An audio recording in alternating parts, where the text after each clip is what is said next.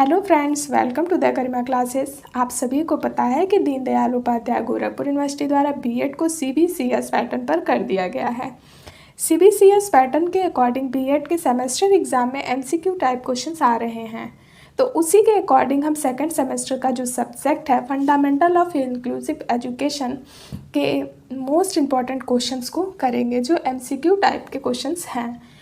ये सब्जेक्ट आपका second semester का सब्जेक्ट है और पेपर है 9 और पेपर कोड है 109A।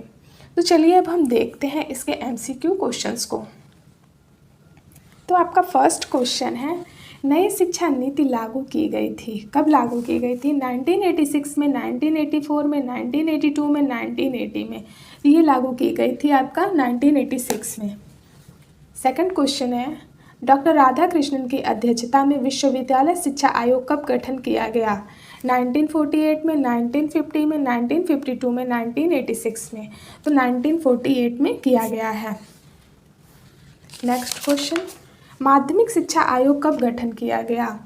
1952 में, 1964, 1986, 1968। ये है आपका सी वाला 1986 है और डी 1968 है। तो इसका आंसर है आपका 1952 में। माध्यमिक शिक्षा आयोग कब गठन किया गया है? तो 1952 में किया गया है। नेक्स्ट क्वेश्चन, दौलत सिंह कोठारी शिक्षा आयोग इनके द्वारा कब आया है? 1964 में, 1952 में, 1950 में, 1826 में। तो 1964 में आया है शिक्षा आयोग। किसके द्वारा? दौलत सिंह कोठारी के द्वारा। नेक्स्ट क्वेश्चन, राष्ट्रीय शिक्षा नीति का प्रस्ताव प्रकाशित किया गया। कब किया गया है? 1992 में, 1954, 1968, 1950 में। तो 1968 में इसका ऑप्शन सी सही है। समानता का अधिकार कौन से अनुच्छेद में? अनुच्छेद 14 से 18, अनुच्छेद 19 से 22, अनुच्छेद 23 से 24, अनुच्छेद 25 से 28। तो समानता का अधिकार 14 से 18 में है। ठीक। आपका बी वाला जो है 19 से 22 में बताया गया है स्वतंत्रता का अधिकार।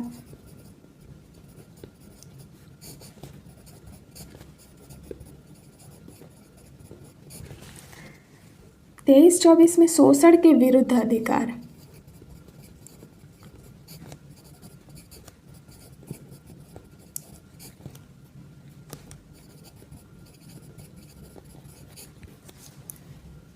पच्चीस से 28 में धार्मिक स्वतंत्रता का अधिकार को बताया गया है।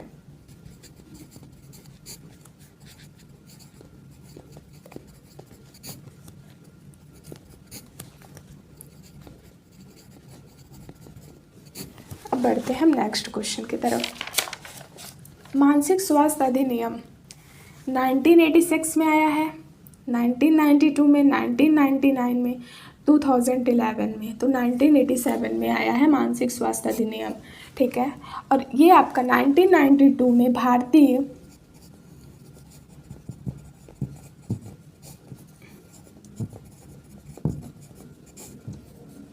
परिषद अधिनियम आया है।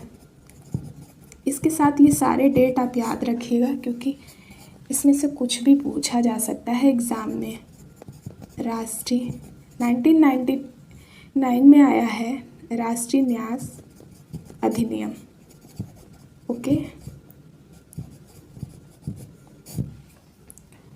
और 2011 में आपका विकलांग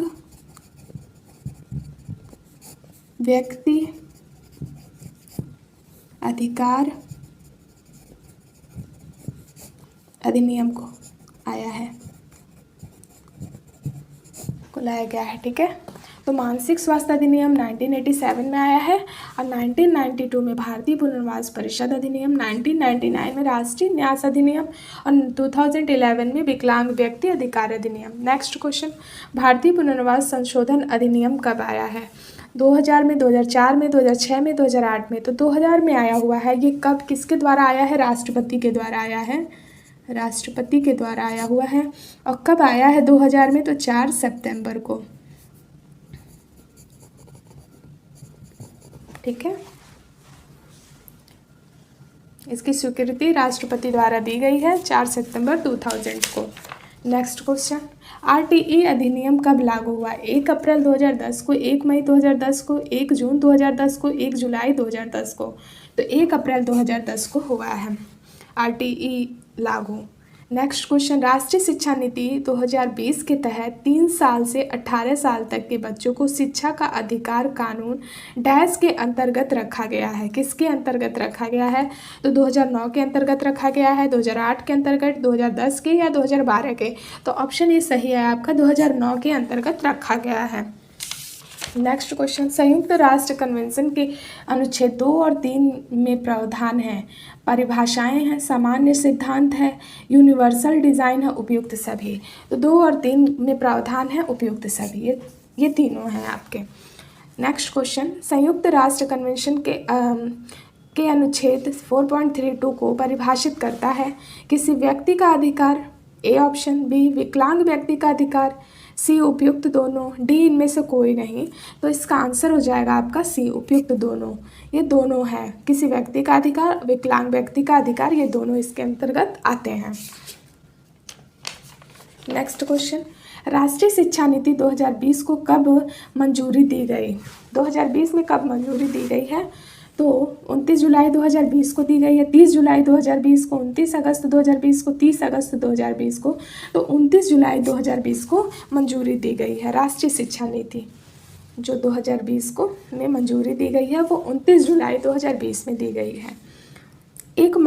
इस डेफिनेशन को देखिए और बताइए किसने कहा है, ये किसके द्वारा कहा गया है।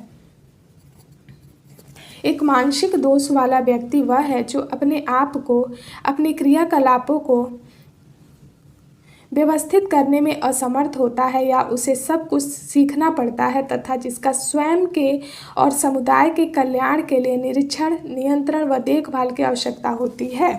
ये किसके द्वारा कहा गया है? तो ये बेंडा के द्वारा कहा गया है। नेक्स्ट क्वेश्चन,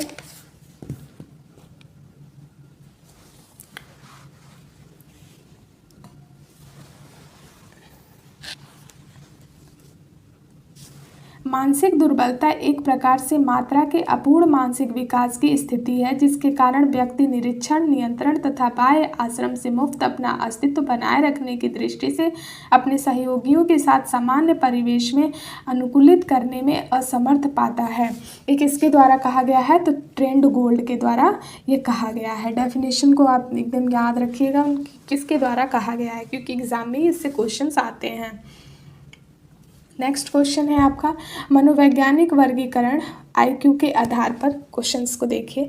सामान्य मंदिता का आईक्यू क्या होता है? 50 से 70 होता है। मध्य वर्गीय मंदिता 35 से 49 होते हैं।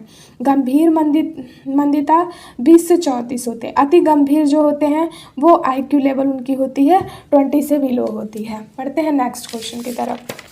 मानसिक मंदित बालकों के प्रकार हैं। 1 प्रकार के हैं, 2 प्रकार के, 3 प्रकार के, 4 प्रकार के।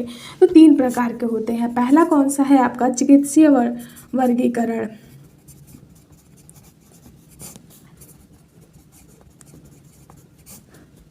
दूसरा है मनोवैज्ञानिक।